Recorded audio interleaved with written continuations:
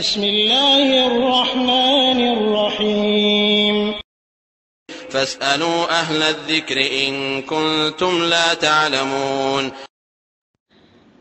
প্রাগোক্ত ভাইয়ের আরেকটি প্রশ্ন ছিল যে মৃত ব্যক্তিরা কি অনুভব করতে পারে তাদের আত্মীয় স্বজনের কর্মকাণ্ড সম্পর্কে?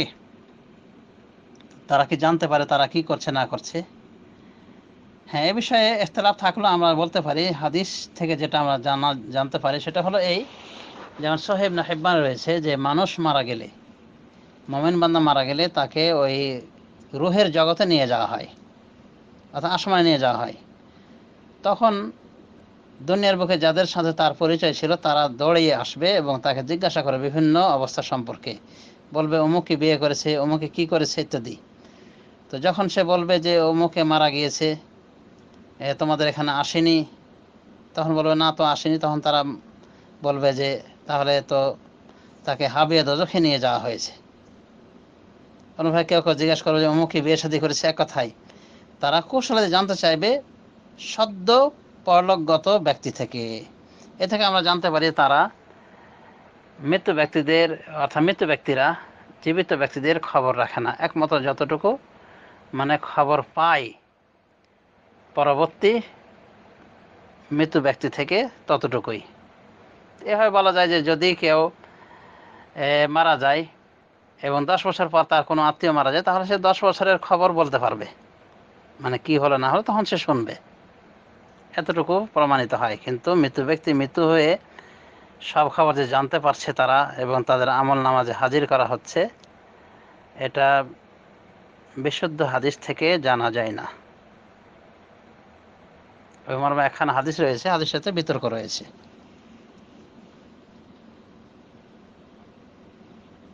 একখানা হাদিস রয়েছে যে ওই জীবিত ব্যক্তিদের আমল নামা মৃত্যু ব্যক্তিদের নিকট উপস্থাপন করা হয়, এটি বিতর্কিত হাদিস। তবে সহিহ ইবনে হিব্বানের হাদিসটি বিশুদ্ধ, যে সদ্য পরলোকগত মুমিন ব্যক্তিকে ওই মুমিনরা যাদের সাথে তার পরিচয় ছিল আগে, তারা এসে ভিড় জমায় এবং বিভিন্ন কৌশলাদি জিজ্ঞাসা করে তাদের আত্মীয় স্বজন সম্পর্কে, অমুক তমুক সম্পর্কে। এ থেকে জানা যায় যে তারা আগে জানতো না।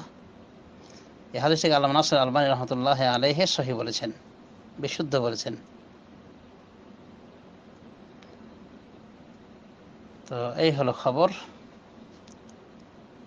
আর যেটা বিতর্কিত হাদিস, সে হাদিসে বলা হয়েছে যে মৃত্যু ব্যক্তিদের নিকটে তাদের ওই আত্মীয় স্বজনের আমল পেশ করা হয়। যদি ভালো আমল দেখে তো আল্লাহর প্রশংসা করে, আর মন্দ আমল দেখলে আল্লাহকে দোয়া করে যে আল্লাহ তাদেরকে হেদায়েতের পথে তুমি পরিচালিত করো। আগে বলেছে হাদিসটা বিতর্কিত। যাই হোক, এগুলি গায়বে বিষয়, যতটুকু সহিহ হাদিস দ্বারা পাওয়া যাবে ততটুকুই আমাদের বলা উচিত এবং তাতেই সীমাবদ্ধ থাকা উচিত। আরেকটি বিষয় আমাদের বলে রাখা ভালো যে একখানা হাদিসে পাওয়া যায় যে রাসূলুল্লাহ সাল্লাল্লাহু আলাইহি ওয়াসাল্লাম বলেছেন, আল আম্বিয়া ও আহিয়াউন ফি কুবুরিহিম ইউসাল্লুন, নবীগণ কবরে জীবিত রয়েছেন এবং তারা নামাজ পড়েন।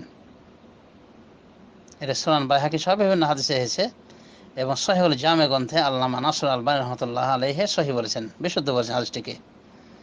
তো এই জীবন বলতে কি জীবন? তাদের কবরের জীবন, এটা হলো বারজাখী জীবন। আর কবর বলা হয় বারজাখী জীবনকে, যা মরণের পর থেকে নিয়ে আখিরাতের আগ পর্যন্ত এই অবস্থান কালটুকে বারজাখী জীবন বলা হয়, কবরের জীবন বলা হয়। সুতরাং ব্যক্তিকে কবর দেওয়া হোক বা না হোক, জ্বালিয়ে পুড়িয়ে মেরে ফেলে দেওয়া হলো বা বাঘ ভাল্লুকে খেয়ে ফেললো, ওটাই তার কবর। তো রাসূলুল্লাহ সাল্লাল্লাহু আলাইহি ওয়াসাল্লাম সহ অন্যান্য নবীরা যে কবরে জীবিত রয়েছেন, নামাজ পড়েন, এটা সহিহ হাদিস দ্বারা প্রমাণিত। তবে এই জীবন হলো বারজাখী জীবন। নিঃসন্দেহে আমরা বলতে পারি যে এই জীবন দুনিয়ার জীবনের সাথে কোনো মিল নেই। কাজে এই হাদিসকে লক্ষ্য করে শিরিক চর্চা করা, এই কথা বলে যে রাসূলুল্লাহ সাল্লাল্লাহু আলাইহি ওয়াসাল্লাম যেহেতু জীবিত রয়েছেন, কাজে তার কাছে আমরা চাইবো, ছেলে চাইবো, মেয়ে চাইবো, অথচ এসব চাওয়া পাওয়ার একমাত্র কেন্দ্র হলেন মহান রব্বুল আলামিন। আর রাসূলুল্লাহ সাল্লাল্লাহু আলাইহি ওয়াসাল্লাম জীবিত মৃত সর্বাবস্থায় এসব কিছুর কোনো সময় মালিক ছিলেন না। অতএব হায়াতুন নবীর ধোঁয়া তুলে রাসূলুল্লাহ সাল্লাল্লাহু আলাইহি ওয়াসাল্লামের সাথে শিরিক করা, যা বিদআতপন্থীরা করে থাকে, এটা মোটেও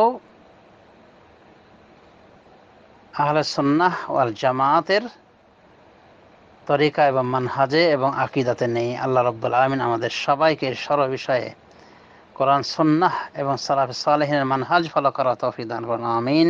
ওয়া সাল্লাল্লাহু আলা নবিয়িনা মুহাম্মদ ওয়া আলা আলিহি ওয়া সাহবিহি।